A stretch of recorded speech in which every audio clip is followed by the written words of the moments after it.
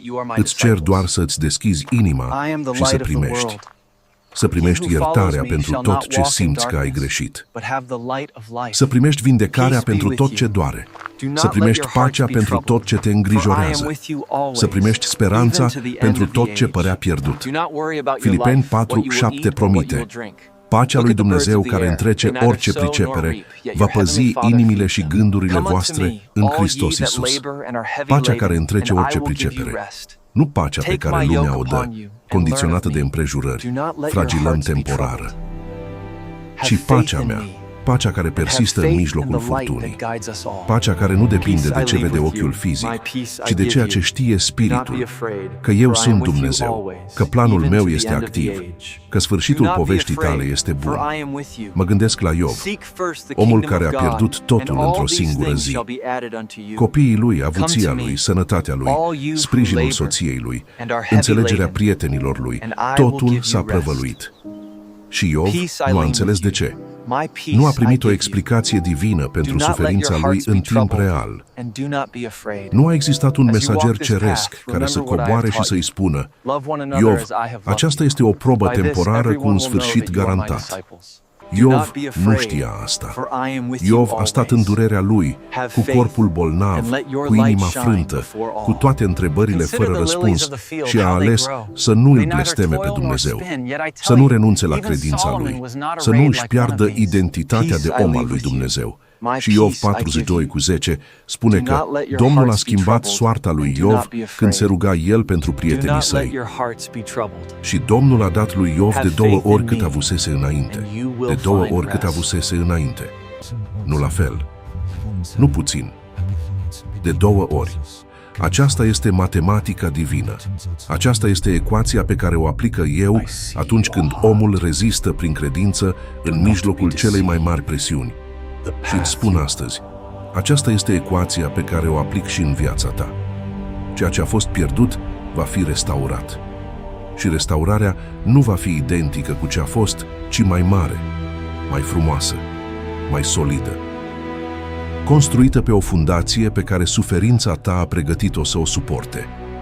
Îți vorbesc acum despre ceva pe care poate nu ți l-a mai spus nimeni cu această claritate. Oboseala ta este onestă. Oboseala ta este reală și eu nu-ți cer să o ascunzi, nu-ți cer să te prefaci că nu există, nu-ți cer să afișezi un entuziasm pe care nu îl simți. Ilie, după una dintre cele mai mari victorii spirituale din istoria lui Israel, după ce a confruntat și învins profeții lui Baal pe muntele Carmel, s-a prăbușit sub un ienupân și a spus: destul, acum, Doamne, ia-mi sufletul. 1 Împărăți 19:4. Ilie era epuizat. Ilie era spart. Ilie dorea să moară. Și ce am făcut eu? Nu l-am certat. Nu i-am trimis o predică despre ingratitudine. Am trimis un înger care l-a atins și i-a spus: scoală-te și mănâncă, căci ai un drum prea lung înaintea ta. 2 Împărații 19:7. Am ținut cont de nevoia lui umană. I-am dat odihnă, i-am dat mâncare, i-am dat apă. Și după ce s-a refăcut, după ce corpul și sufletul lui și-au recuperat forța, am continuat planul cu el. Prea iubitul meu, dacă ești obosit astăzi, dacă ești la capătul puterilor, nu-ți spun să te prefaci că ești bine. Îți spun că lângă tine este un înger al odihnei divine. Permiteți să te oprești. Permiteți să primești. Permiteți să te refaci. Și când vei fi gata, și vei fi gata mai curând decât crezi, voi continua cu tine planul cel mare, planul pentru care te-am născut, planul pentru care te-am pregătit prin tot ce ai trăit. Într-un moment în care Petru se simțea esuat definitiv, după ce îl negase pe Iisus de 3 ori chiar în noaptea celei mai importante zile din istoria omenirii, după ce lacrimile lui amare păreau să spele o vină de nespus, Iisus în viață s-a întors la Petru, nu cu judecată, nu cu o listă de greșeli, nu cu o condamnare, ci cu o întrebare repetată cu dragoste: Simon, fiul al lui Iona, mă iubești tu? Ioan 21:15. Și după fiecare răspuns al lui Petru, Iisus a dat o comandă: paște miei mei, paște oile mele. Nu te-am eliminat din planul meu din cauza greșelilor tale. Nu ai pierdut accesul la destinul tău din cauza slăbiciunilor tale. Eu știu din ce ești făcut. Eu știu că ești praf și cenușă care poartă în sine suflarea mea divină. Și tocmai pentru că port acea suflare în tine, tocmai pentru că ești mai mult decât esecurile tale și mai mult decât greșelile tale, tocmai pentru că planul meu pentru tine nu depinde de perfecțiunea ta, ci de harul meu. Tocmai de aceea nu renunț la tine. Niciodată, sub nicio formă, I see în your nicio hearts, circumstanță. and I warn you. Există o promisiune pe care vreau să ți-o aș imprima în inimă în această clipă. O promisiune pe care vreau să o duci cu tine în fiecare zi care urmează. O promisiune la care să te întorci în momentele de îndoială, în nopțile de coșmar, în zilele în care totul pare gri și fără sens. Isaia 41:10. Nu te teme, căci eu sunt cu tine. Nu te uita cu îngrijorare, căci eu sunt Dumnezeul tău. Eu te întăresc, tot eu îți vin în ajutor. Eu te sprijin cu dreapta mea biruitoare. Nu te teme.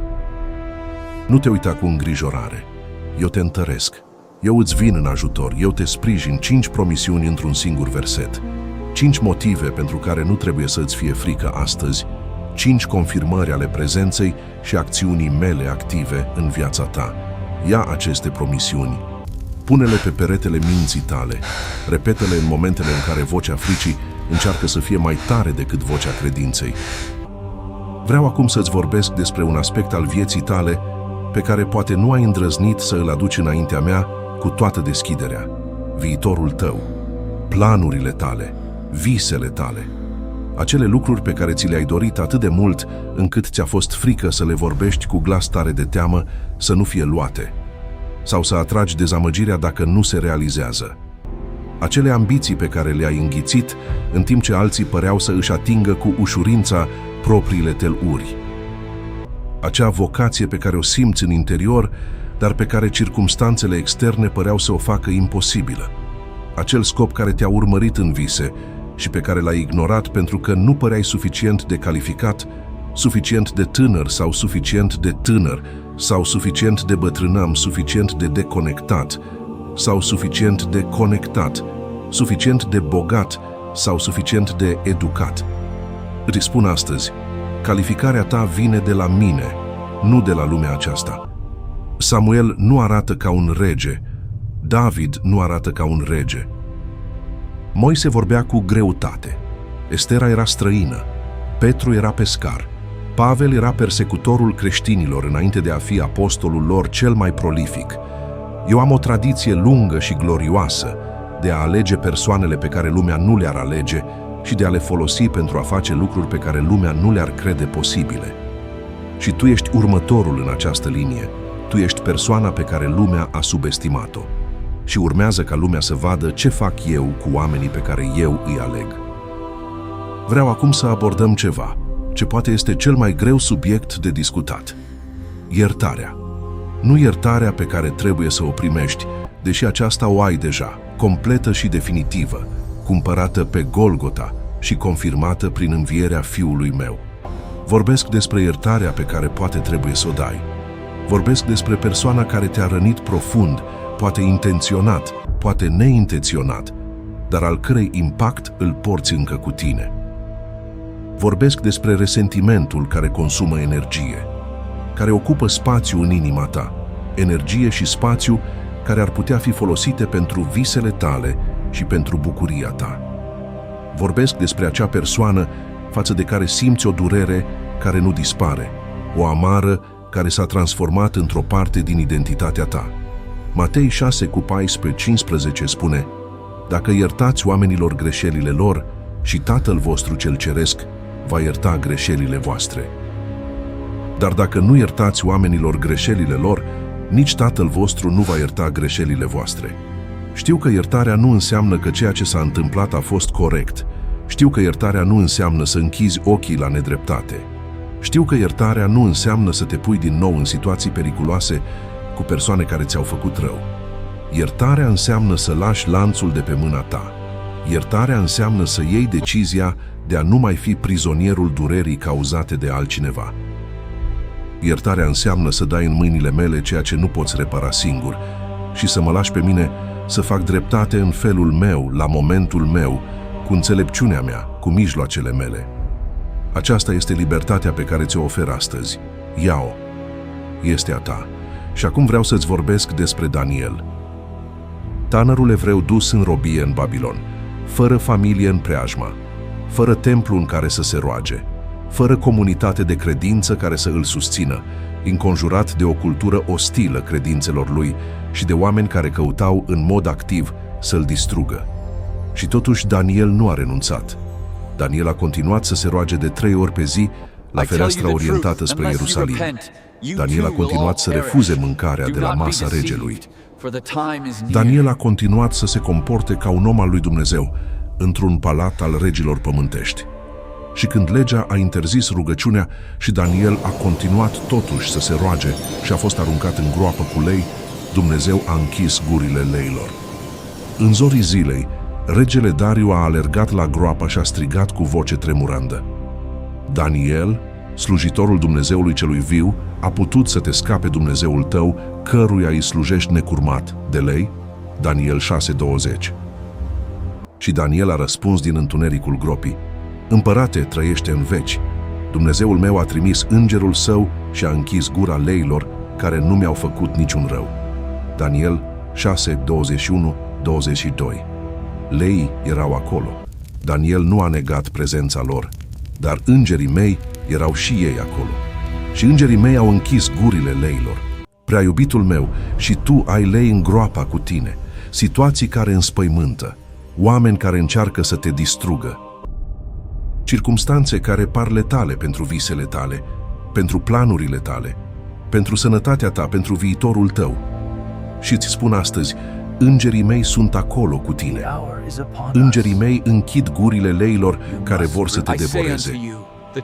Îngerii mei fac zona de protecție în jurul tău, pe care ochii tăi fizici nu o pot vedea încă, dar pe care o vei înțelege retrospectiv când vei privi în urmă și vei vedea cât de multe lucruri rele nu s-au întâmplat, cât de multe atacuri au fost deviate, cât de multe pericole nu te-au atins, nu pentru că nu existau, ci pentru că eu eram între tine și ele. Evrei 11:1 spune: Credința este o încredere neclintită în lucrurile nădăjduite, o dovadă a lucrurilor care nu se văd. Dovada lucrurilor care nu se văd. Credința nu este închiderea ochilor la realitate. Credința este deschiderea ochilor la o realitate mai mare decât cea vizibilă. Credința este alegerea de a crede că ce vede ochiul spiritual este mai real decât ce vede ochiul fizic. Credința este puntea între promisiunea mea și împlinirea ei. Și eu nu te cer să ai o credință perfectă. Te cer să ai o credință prezentă. Să alegi în fiecare zi, poate chiar în fiecare oră, să crezi că eu sunt real, că planul meu este activ, că promisiunile mele sunt da și amin în Hristos Iisus. Această alegere repetată, în ciuda împrejurărilor, în ciuda dovezilor contrare, în ciuda vocilor care susotesc că nu vei reuși, în ciuda tuturor, această alegere este credință. Și credința ta mișcă cerul și pământul în favoarea ta. Vorbesc acum despre o promisiune concretă pe care vreau să o primești nu ca pe o formulă, nu ca pe un cliseu, ci ca pe un angajament personal al meu față de tine. Totul lucrează spre binele celor ce îl iubesc pe Dumnezeu. Romani 8:28. Totul. Nu unele lucruri, nu lucrurile plăcute, nu lucrurile pe care le înțelegi. Totul, inclusiv ceea ce a durut, inclusiv ceea ce a părut a fi o pierdere, inclusiv greșelile tale și greșelile altora față de tine, inclusiv circuitele indirecte și drumurile lungi și așteptările nesfârșit de lungi care ți-au testat răbdarea. Totul lucrează. Nu a stat. Nu a stat pe loc așteptând. A lucrat. Active. Dinamic. Continuu. Chiar și în momentele în care nu simțeai nimic. Chiar și în momentele în care părea că nimic nu se mișcă. În spatele scenei, în culisele vieții tale, eu lucram. Aranjam, aliniam, pregătim și roadele acelui travaliu divin se pregătesc să apară în viața ta. Acum vreau să-ți vorbesc despre Pavel. Nu Pavel, apostolul în vârful puterii lui spirituale, nu Pavel care a scris epistolele care au format teologia creștină, ci Pavel în închisoare. Pavel cu lanțuri pe mâini și pe picioare. Pavel care a fost bătut, naufragi, lapidat, părăsit de prieteni, atacat de dușmani. Și chiar din acea închisoare Pavel a scris: am învățat să fiu mulțumit În orice stare mă găsesc. Filipeni 4:11. Nu s-a născut cu acea capacitate. A învățat-o. A învățat-o prin luptele pe care le-ai descris și tu. Și mai scrie, pot totul în Hristos care mă întărește. Filipeni 4:13. Nu pot unele lucruri. Nu pot atunci când condițiile sunt favorabile. Pot totul în Hristos care mă întărește. Aceasta este declarația ta pentru astăzi. Aceasta este ancora la care te întoarce când valurile par prea mari. Pot totul în Hristos care mă întărește. Spune-o, crede-o, trăiește-o. Ajungem acum către finalul acestui mesaj și înainte de a încheia vreau să-ți pun o ultimă întrebare. O întrebare care nu este retorică, o întrebare care cere un răspuns real din partea ta, chiar dacă acel răspuns este dat în tăcerea inimii tale. Crezi că viața ta poate fi diferită de ce a fost până acum? Crezi că sunt posibile schimbări reale, concrete, vizibile în zona ta financiară, în relațiile tale, în sănătatea ta, în scopul tău? Crezi că eu sunt capabil și dispus să fac pentru tine cel puțin ce am făcut pentru Iosif, pentru David, pentru Moise, pentru Ana, pentru Rut, pentru Estera, pentru Daniel, pentru Pavel?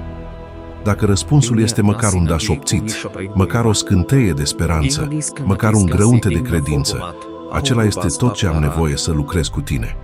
Matei 17:20 promite, dacă aveți credință cât un grăunte de muștar, veți zice muntelui acestuia, muță-te de colo, și se va muta, și nimic nu va fi imposibil pentru voi. Nimic nu va fi imposibil cu un grăunte de credință. Ai acel grăunte? Dacă da, adu-mi grăuntele tău de credință și eu îl voi face să crească, îl voi iriga cu harul meu, îl voi lumina cu prezența mea și din acel grăunte mic va crește un arbore al vieții sub umbra căruia tu și cei dragi ție vă veți odihni pentru generații. Dacă ești subscris la acest canal, vreau să știi că fiecare mesaj pe care îl primești de Here nu este întâmplător. Fiecare cuvânt a fost ales cu grijă. Fiecare temă a fost selectată cu intenția de a ajunge exact la acea parte din tine care are cea mai mare nevoie să fie atinsă. Dacă nu ești încă subscris, apasă acum butonul de subscribe și activează clopoțelul de notificări. Aceasta nu este o simplă acțiune de engagement pe un canal de YouTube. Aceasta este decizia ta de a te poziționa într-un loc de acces regulat la glasul meu, la încurajările mele, la promisiunile mele. Există oameni care au venit la acest canal în momentele cele mai întunecate ale vieții lor și au plecat cu speranța reaprinsă, cu viziune restaurată, cu credința reînnoită. Există martori pe care nu-i cunoști, care au ascultat un mesaj similar celui de astăzi și au văzut minunea descrise realizându-se în viața lor în săptămânile și lunile următoare. Tu ești următorul. Și nu vreau să ratezi niciun mesaj care a fost pregătit special pentru drumul tău. Vorbesc acum celor care sunt în această sală de ascultare. Unii trec prin încercări financiare, alții prin dureri de familie, alții prin crize de sănătate, alții prin pierderi emoționale pe care nu le-au spus nimănui. Vreau să știți că în această platformă, în spatele fiecărui click și al fiecărui ascultător, există o comunitate a credincioșilor care așteaptă și care crede împreună. Atunci când tu comentezi, eu nu mă opresc, Dumnezeu lucrează în favoarea mea, nu ești singur în acea declarație. Alți oameni ca tine fac aceeași declarație și energia credinței voastre colective face ceva în spiritual, ceva pe care cuvintele omenești nu îl pot descrie pe deplin, dar pe care spiritul tău îl poate simți. Fii parte din această mișcare. Comentează, mărturisește, declară și lasă binecuvântarea ta să reverse și spre alții. Vreau să îți împărtășesc și un ultim lucru înainte de a încheia. Nu ai rătat nimic permanent. Știu că poate aceasta este cea mai mare teamă a ta, că ai greșit într-un moment cheie, că ai pierdut o oportunitate pe care nu o mai poți recupera, că ai luat o decizie proastă acum ani și că viața ta va purta întotdeauna consecințele acelei decizii. Îți spun cu toată autoritatea iubirii mele, La mine nu există I leave erori with you. fatale My în peace viața I unui give om you. care se întoarce la Do mine. not let your hearts be Iona a troubled, fugit de and chemarea do lui. not be afraid. Iona As you a walk ales this path, Tarsis în remember locul what I have Ninivei. taught you. Love Iona one a another ajuns as I în have burta loved you. unui By pește this în everyone will fundul know that mării. you are my disciples. Și eu l-am ascultat până și acolo, în cel mai întunecat și mai improbabil loc de rugăciune pe care un om l-a ales vreodată. Și Iona 2:10 spune, Domnul a vorbit peste lui și pestele l-a vărsat pe Iona pe uscat. L-a vărsat pe uscat, nu pe fundul mării, pe uscat, în viață, liber, cu o a doua șansă, cu o misiune restaurată, cu un viitor care era încă intact în planul meu. Indiferent în ce burtă de pește te afli astăzi, indiferent cât de adânc în mare te simți, indiferent cât de departe crezi că ai mers în direcția greșită, glasul meu te poate ajunge și acolo. Și dacă îmi vorbești și acolo, dacă alegi să te întorci către mine chiar și din acel loc, eu voi vorbi circumstanțelor tale și te voi vărsa pe uscat, liber, viu, gata pentru următorul capitol al destinului tău. Înainte de a încheia, dă-mi voie să fac ceva. Vreau să binecuvântez mâinile tale.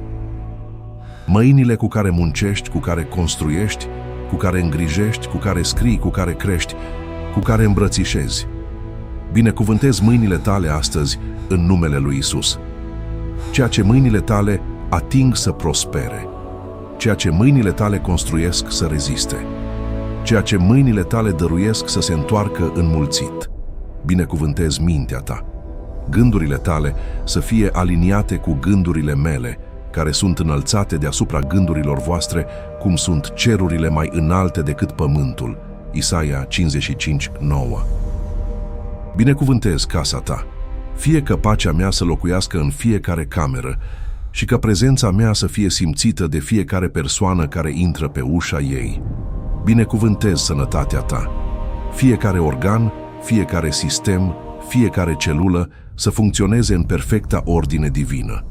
Binecuvântez relațiile tale, cele care trebuie vindecate să fie vindecate, cele care trebuie restaurate să fie restaurate, cele care trebuie să se termine cu pace și fără distrugere, și cele care trebuie să înceapă la momentul ales de mine, cu persoana aleasă de mine, în circumstanțele pregătite de mine. Binecuvântez destinul tău. Fie că fiecare pas pe care îl faci de astăzi, înainte să te ducă mai aproape de plinătătatea a ceea ce am creat să fii. Acum, dacă acest mesaj a atins ceva în tine, dacă cel puțin o frază a ajuns acolo unde nimeni altcineva nu a ajuns în ultimul timp, te rog să îl distribui. Trimite-l unui prieten care are nevoie de încurajare. Trimite-l unui membru al familiei care trece printr-o noapte grea a sufletului. Postează-l în grupul tău de WhatsApp, în povestea ta de pe Facebook sau Instagram.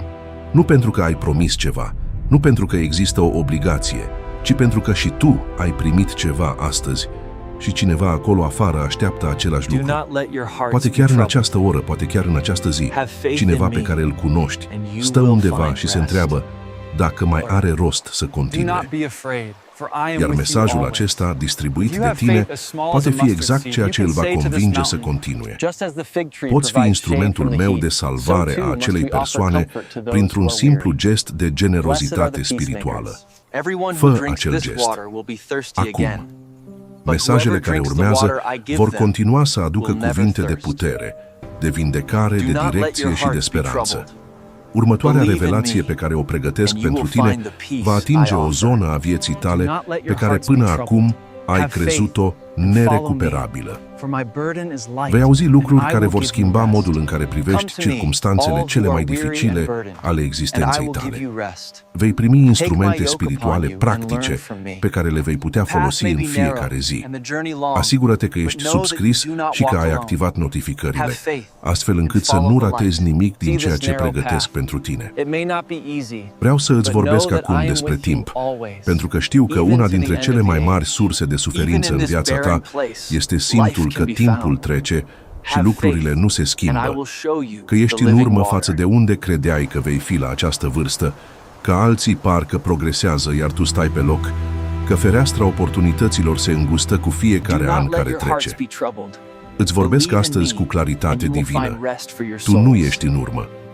Ești exact la momentul în care trebuie să fii conform planului meu.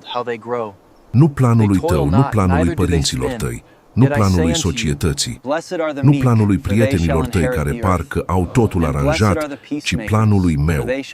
Și planul meu nu cunoaște întârziere și nu cunoaște grăbire, cunoaște exactitate. Eclesiastul 3:1 spune: orice lucru are vremea lui hotărâtă, este un timp pentru orice îndeletnicire de sub ceruri. Orice lucru, orice îndeletnicire, la vremea lui hotărâtă, hotărâta de mine. Nu negociabilă, nu accidentală, nu determinată de circumstanțe externe, ci hotărâtă de cel care vede sfârșitul de la început și care știe cu exactitate ce ai nevoie și când ai nevoie. Abraham a primit promisiunea fiului la 75 de ani. Isaac s-a născut la 100 de ani. În ochii lumii, promisiunea întârziase cu 25 de ani. În planul meu, Isaac a apărut exact la momentul ales din veșnicii. Exact atunci când Abraham era format suficient de adânc în credința să îl poată crește și să poată transmite mai departe moștenirea. Fiecare an din acei 25 de ani de așteptare a adăugat ceva în Abraham pe care el nu l-ar fi putut dobândi în nicio altă școală. Și ceea ce se pregătește pentru tine are nevoie de omul pe care acești ani de așteptare l-au format în tine. Nu era posibil mai devreme, nu pentru că eu nu puteam, ci pentru că tu nu erai încă gata să primești și să administrezi ceea ce pregătisem. Acum ești gata. Acum este timpul. Și de aceea îți spun cu toată urgența iubirii mele, nu ignora acest mesaj. Nu îl trata ca pe un conținut pe care îl consumi și îl uiți. Acesta este un moment de cotitură în viața ta, un moment pe care vei putea să îl identifici mai târziu ca ziua în care ceva s-a schimbat în interiorul tău, ca ziua în care credința ta a făcut o alegere definitivă, ca ziua în care ai decis că nu mai trăiești sub potențialul pe care eu l-am pus în tine. Acesta este acel moment. Nu îl lasă să treacă fără să lase o urmă în tine. Nu lasă ca aceste cuvinte să fie doar sunete care au trecut pe lângă urechea ta. Lasă-le să pătrunză. Lasă-le să facă ce au venit să facă. Lasă-mă pe mine să fac ce am venit să fac în viața ta și vei vedea. În curând, mult mai curând decât crezi, vei vedea. Închei cu cuvintele pe care le-am așezat în inima apostolului Pavel pentru oameni ca tine, pentru toate generațiile, pentru acest exact moment al vieții tale. Cel ce a început în voi această bună lucrare o va isprăvi până în ziua lui Iisus Hristos. Filipeni 1:6. Cel ce a început, eu. Cel care a pus în tine suflarea vieții, chemarea, visul, capacitățile unice, caracterul forjat prin încercări. Eu am început. Și ce am început eu, termin. Nu las la jumătate. Nu abandon proiecte. Nu renunț la oamenii pe care i-am ales. Lucrarea bună din viața ta nu s-a terminat. Ea continuă. În fiecare zi. În fiecare noapte. În fiecare moment în care tu alegi să crezi. Și va fi isprăvită. Va fi completă. Va fi glorioasă. În ziua în care vei privi în urmă și vei înțelege tot ce a lucrat din umbră, vei spune cu lacrimi de recunoștință: a meritat. Fiecare zi de așteptare a meritat. Fiecare noapte de lacrimi a meritat. Pentru că ce am acum nu aș fi putut primi fără tot ce am trecut. Și eu voi fi acolo să-ți spun: știam, am știut întotdeauna. Și te-am iubit întotdeauna. Și nu am renunțat niciodată la tine. Nu am renunțat. Nu voi renunța niciodată. Asta este promisiunea mea pentru tine, astăzi și în fiecare zi care urmează. I am the way, the truth and the life. No one comes to the Father except through me. Walk in my footsteps and find peace.